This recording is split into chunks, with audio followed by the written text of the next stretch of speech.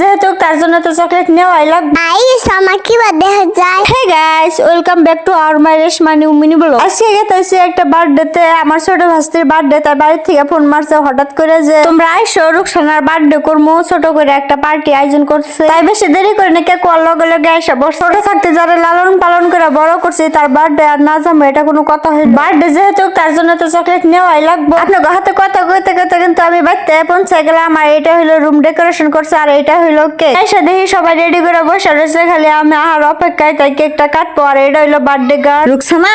কি গো? কালকে যে তোমার বার্থডে গেছে, তোমার কেমন লাগছে? আমার খুব ভালো লাগছে। তোমার তোমার বার্থডে সেলিব্রেট হইতেছে তুমি কি জানো? আমার 5 বছর পূর্ণ হইলো। তার 5 বছরে ফার্স্ট বার্থডে করতেছে। ভাইয়া ফুটা হবে নাই, বড় ফুটাইছে উনি তো কেমলা দেখে নাই। এখানে আমরা ভাইয়া হাতে কেক কাটতেছি, ভাইয়া কেক খিলা দিল। গাইস আমার কি দেখা যায়, কমিটি কইয়া যাও। বড় পা কেক খিলা দিতেছে, আপা কেক খিলা দিতেছি, আমি আঙ্কেল কেক খিলা দিতেছি। সাইকা সঙ্গে সাহস করে। Bye bye.